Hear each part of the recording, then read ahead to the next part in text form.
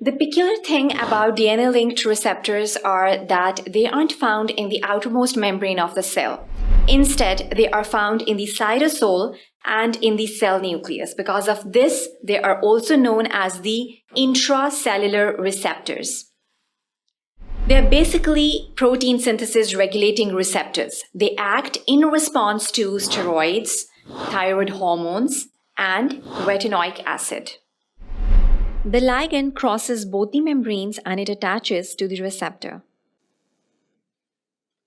This binding exposes a normally hidden domain of the receptor protein, thereby permitting it to bind to a particular nucleotide sequence on a gene and regulates transcription of this particular gene.